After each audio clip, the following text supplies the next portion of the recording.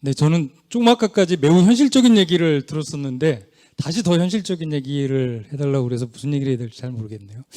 어쨌든 경제 얘기를 해보겠습니다. 우리가 한 4년째 지금 굉장히 어려운 경제를 매년 겪고 있습니다. 여러분 다시 기억해 보시면 2020년에 코로나19로 우리 경제가 마이너스 성장을 했습니다. 그 다음에 2021년에는 자산 거품이 엄청나게 올라서 영끌하고 이러면서 집값 오르는 거를 지켜봤었죠. 그리고 작년에는 또 우크라이나 전쟁이 터지면서 갑자기 인플레이션이 폭등을 하고 금리 올리고 이러면서 어려움을 겪었습니다. 올해는 작년 여파로 경기 침체 일어나고 있고 올 연초부터 난방비, 전기요금 급등 일어나고 있습니다. 조만간에 고용위기나 실업 문제가 상당히 심각할 걸로 예상을 해보면 4년 연속 경제적으로 어려움을 겪고 있는데요. 올해 경제 성장률이 1.5%에서 1.7%라고 합니다. 이 숫자는 2008년 금융위기하고 2020년 코로나19 때 다음으로 21세기에서 세 번째로 나쁜 숫자입니다. 전 세계 GDP가 약 2.9% 정도 될 걸로 예상을 하는데 그래도 한국 경제가 성장률이 떨어지긴 했지만 세계 평균은 됐었는데 이제 거의 세계 평균 밑으로 떨어졌죠. 신기한 거는 이 정도면 뭔가 정부에서 난리가 날 법도 한데 아무 일 없던 것처럼 정부가 특별한 대책을 세우지 않고 있다는 거죠. 예. 그게 아마 한편으로는 정부가 무능해서도 그렇겠지만 또 다른 한편으로는 이제는 정부라고 해도 제로 성장으로 수렴하는 걸 달리 어찌해 볼 도리가 없었기 때문일지도 모르겠습니다. 우리가 연초에 지금 난방비하고 전기요금 때문에 난리가 났는데 이게 생각해보면 굉장히 복합적인 요인들이 작용을 하고 있습니다. 여러분 아시는 것처럼 기후위기가 겨울 한파를 만들어냈고 또 한편에서는 지정학적 위기인 우크라이나 전쟁이 에너지 위기를 만들어내서 에너지 가격을 폭등시켰고 또 경제가 나쁜 경제 위기가 인플레이션하고 겹치면서 우리 실질 소득이 사실 감소하면서 오른 난방비가 더 크게 보였습니다. 이런 상황에서 지금 일시적으로 보조금으로 난방비를 해결한다고 해서 이게 해결될 것 같지가 않습니다. 굉장히 경제적으로 어렵다는 얘기인데 이 기후 얘기를 하다 보면 늘 걱정되는 게 있습니다. 이렇게 경제 위기가 닥치고 경기가 침체로 들어가면 진짜로 이제 닥치고 경제 먼저 이제 이렇게 되면서 기후 위기와 관련된 모든 대책들이 먹고 사는 거 먼저 해결해야지 이러면서 다 뒤로 밀리게 된다는 건데요. 이 그림에서 보시는 것처럼 이제는 기후위기 따로 있고 경제위기 따로 있지 않습니다. 서로 엮여 들어가면서 전개가 되고 있기 때문에 이제 함께 해결을 하는 방향을 모색해야 됩니다. 통상 기후위기와 관련된 경제적 대책들은 굉장히 여러 가지가 복잡하게 얘기되고 있는데 저는 여러분들께 오늘은 이 네 가지 패키지로 정책 대안들을 좀 묶어보겠습니다. 하나가 첫 번째가 기업들이 알아서 탄소 배출을 제일 많이 하는 경제 주체는 당연히 기업입니다. 그러면 기업들이 자발적으로 선의로 탄소 배출을 줄이는 조치들을 취하는 겁니다. 여러분 잘 아시는 아리백과 ESG가 대표적인 방법이죠. 두 번째는 탄소세 또는 탄소 배출권 거래 제도로 잘 알려져 있는 것처럼 주로 주류 경제학자들이 생각하는 건데 탄소 시장에 탄소 가격을 매겨서 탄소 집약적인 산업 또는 기술 또는 제품들을 덜 쓰게 만드는 겁니다. 이런 방법이 있고 세 번째는 시장의 가격 신호만 가지고는 안 되겠다. 국가가 직접 녹색 투자나 이런 걸 해서 산업 정책을 통해서 산업 전환을 해버려야 된다. 이런 방법이 있습니다. 그러니까 산업 정책을 통해서 하자는 거고요. 마지막으로는 산업 정책으로도 안 된다. 왜냐하면 경제 총 규모가 커져버리면 탄소 배출을 막을 수 없기 때문에 요즘 이제 탈성장 이런 거 많이 얘기되는 것처럼 성장 패러다임을 바꿔야 된다. 이런 네 가지 틀들이 나와 있습니다. 하나씩 간단하게 말씀드려보고 싶은데요. 먼저 기업과 관련돼서 일하시는 분들이 관심이 많으시죠? 기업들이 자발적으로 아리백과 ESG를 해야 되는 압력들이 점점 높아지고 있습니다. 이거 원래 자발적으로 해야 되는데 아리백을 먼저 보면 의외로 이 왼쪽 파란색 그래프에 보이시는 것처럼 아리백은 글로벌하게 보면 작년 연말까지 397개 기업들이 가입하고 있는데 2019년을 정점으로 조금 내려가고 있습니다. 예, 조금 약화되고 있는데 한국은 최근 3년 동안에 주로 가입했어요. 주로 이제 애플이라든지 이런 글로벌 기업들이 글로벌 공급망 안에 포함되는 한국 기업들에게 가입을 압력을 넣어서 하고 있는데, 안타까운 건 한국 기업들 중에 2030년 안에 아리백하겠다고 한 기업들은 5개 정도밖에 안 됩니다. 28개 중에 나머지 80% 이상은 2040년 또는 2050년. 일부에서는 이 아리백하는 기업들이 스콥 3까지 범위를 확대해야 된다 이런 얘기 하지만, 제가 볼 때는 우리 기업들이 가장 긴급한 거는 아리백 목표 연도를 당겨내는 겁니다. 그래야 탄소 배출의 긍정적인 감축에 긍정적인 영향을 준다는 거고요.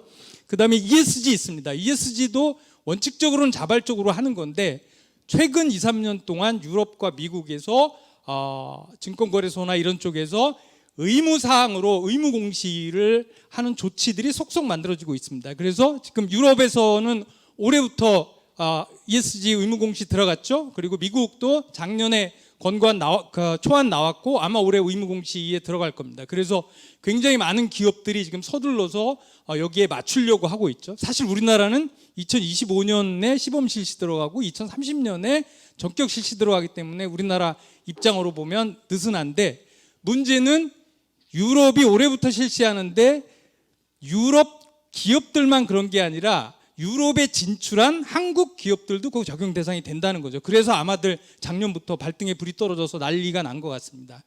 이 둘 다 안타까운 건 뭐냐면, 우리가 능동적으로 우리 기준을 만들어 가지고 탄소 배출을 줄이겠다고 하는 게 아니라 유럽이나 미국이 하자고 하니까 어쩔 수 없이 거기 끌려가는 방식으로 하고 있기 때문에 좀 안타까운 지점이 있다는 거고요.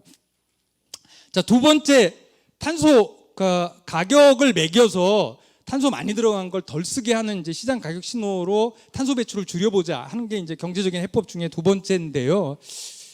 사실 지금 글로벌하게 한 이제 40여 개 국가의 한 30몇 개 지방 정부에서 탄소세라든지 아니면 탄소 배출권 거래 제도를 도입하고 있는데, 총 글로벌 탄소 배출되는 거로 환산해 보면 약 2달러 정도밖에 안 됩니다. 근데 굉장히 보수적인 경제학자인 윌리엄 노드하우스조차도 1.5도도 아니고 2도씨 미만으로 꺾기 위해서는 현재 탄소 가격을 톤당 200달러로 책정해야 된다, 이런 얘기가 200배 차이가 나는 거죠.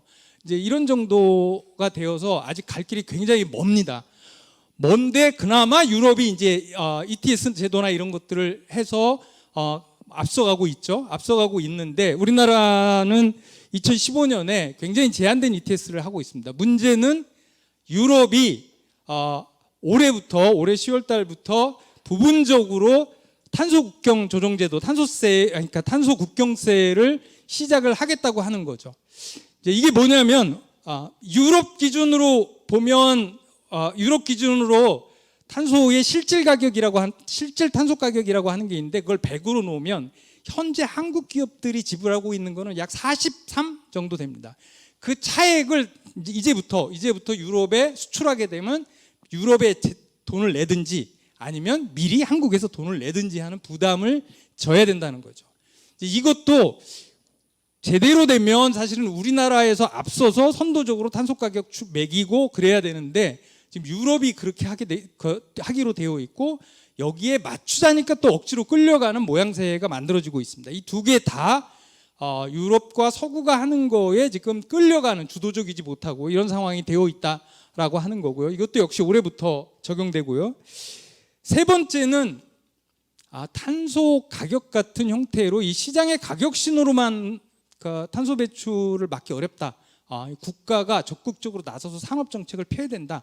이제 이런 주장들이 나오고 있습니다. 왜냐하면 지금 탄소 배출을 줄이는 게 2030년까지 절반 정도 줄이려면 그 규모나 속도가 워낙 빠르기 때문에 시장의 가격 신호 가지고 안 된다라고 하는 게 굉장히 강력한 주장이고요. 그래서 산업 정책을 피는 건데, 이것도 역시 지금 미국이 여러분 잘 아시는 것처럼 작년에 인플레이션 감축법을 발표를 했고 올해부터 적용되는데, 이것도 일종의 녹색 산업 정책입니다. 우리는 전기차에 보조금 주는 정도로만 생각하고 있는데, 이거는 재생에너지에 대한 적극적인 투자 지원 정책, 이런 것들이 그 3,600억 달러에 포함이 되어 있고요. 유럽도 엊그저께죠. 2월 1일 날 유럽 그린딜 인더스트리얼 액트라고 하는, 인더스트리얼 플랜이라고 하는 유럽 녹색 산업 정책이 발표됐습니다. 그러니까 IRA법 대응하기 위해서 그 정책을 발표하면서 적극적으로 녹색 산업 정책을 피겠다 이렇게 얘기를 했고, 일본도 작년 연말에 발표했고, 중국은 여러분 아시는 것처럼 이미 10여 년 전부터 해왔습니다. 자, 그러면 우리나라도 이걸 따라 하든지 뭐 적어도 안 되면 앞에 것처럼 그래야 되는데, 현재 우리나라는 녹색 산업 정책과 관련해서 정책이 없습니다. 예. 이제 일부 지금 야당에서 한국판 IRA법 만들어야 된다 이렇게 얘기하고 있는데, 정책이 없고, 없는 건 고사하고 오히려 탄소 집약적인 우주, 항공, 군수 이런 쪽으로 이제 가겠다라고 해서 굉장히 걱정스럽고요. 특히 녹색 산업 정책이 부재한 거에 가장 큰 문제는 현재 지금 재생에너지 정책이 서버렸다는 겁니다. 여기 쭉 보시는 것처럼 지금 재생에너지 정책은 글로벌하게 엄청나게 빠른 속도로 가고 있는데, 한국의 풍력 태양광 발전 비중은 5%도 안 됩니다. 중국, 일본, 미국 다 10% 두 자릿수 이상인데 우리나라는 5%도 안 된다는 거고요. 특히 재생에너지 정책이 서버리면 이게 일종의 녹색 전환의 선행 조건에 가깝기 때문에 그 산업을 하려도 재생에너지가 필요하죠. 전기차를 하려도 이게 필요하죠. 모든 정책의 선행 조건으로 다 들어갑니다. 기업들이 아리백을 하려고 해도 재생에너지가 필요한데, 이 정책이 지금 막혔다고 하는 게 우리가 올해 풀어야 될 가장 큰 숙제가 아닐까 이렇게 싶고요. 얘기를 약간 돌려서, 아까 우리 조천호 박사님도 이제 자동차 얘기를 하셨는데, 우리가 자동차를 몰고 갑니다. 몰고 가는데 앞에 빨간 신호등이 켜졌습니다.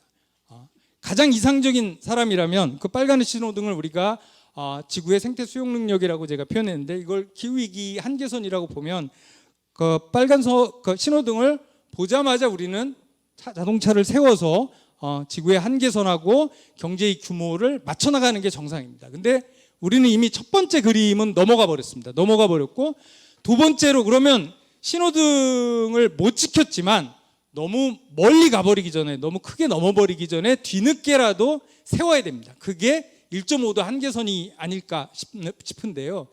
현재 제가 보기에는 이 두 번째 그림도 넘어가고 있는 중입니다. 이 두 번째 그림에 부딪히면 지구의 회복력이 이미 상당히 손상이 되고, 그거에 따라서 경제도 일정하게 충격을 받게 되는데, 지금 이 아이디어란 중간 타입도 넘어서 지금 세 번째로 가려고 하고 있는 겁니다. 그러니까 지구는 더 이상 견디기 어려운 상태로 인간이 살 수 있는, 그거에 따라서 맞추려면 경제의 대대적인 축소나 충격이 불가피한 상태로 가고 있습니다. 문제는 두 번째에서 세 번째로 가고 있는데, 앞에 제가 말씀드린 1, 2, 3번 정책을 다 취해도 세 번째로 가는 걸 막을 수가 없다는 거고요. 그래서 나온 정책이 성장 패러다임을 바꿔보자, 더 이상 생산과 소비를 무한정 확대하는 거에 브레이크를 걸어보자고 하는 정책이고, 요즘에 이제 많이들 얘기되는 탈성장 정책이 그것 중에 하나입니다. 이거는 소비를 좀 줄여보자 이렇게 해서 얘기되는 게 아니고, 생산과 소비에서 각각 줄여야 될 것, 늘려야 될 것, 생산에서 소비에서도 줄여야 될 것, 늘려야 될 것들을 다이나믹하게 바꾸는 경제정책 전체 틀을 바꾸는 정책이 필요하다는 거고요. 지금 여기까지 우리가 와 있다라고 보시면 됩니다.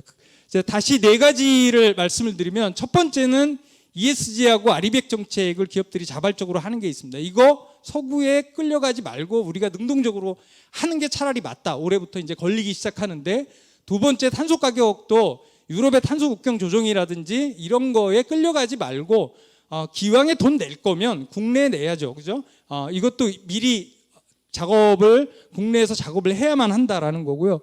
세 번째, 특히 올해 가장 중요한 것 중에 하나가 경기 침체도 막고 일자리도 만들고, 그러면서 기후위기 대응할 수 있는 굉장히 중요한 정책이 산업정책입니다. 지금 미국, 유럽, 일본에서 속속 도입하고 있는 산업정책이 우리는 거의 공백 상태입니다. 이거를 우리가 어떻게 다시 만들어낼 것이냐, 이게 가장 큰 숙제라고 생각하고요. 또 예년과 달리 이런 산업정책이 경제를 팽창시키는 게 아니라 경제를 팽창시키지 않는 수준에서 하는 지혜가 올해부터 새로 필요한 그런 시점이 아닐까 이렇게 생각하고 있습니다.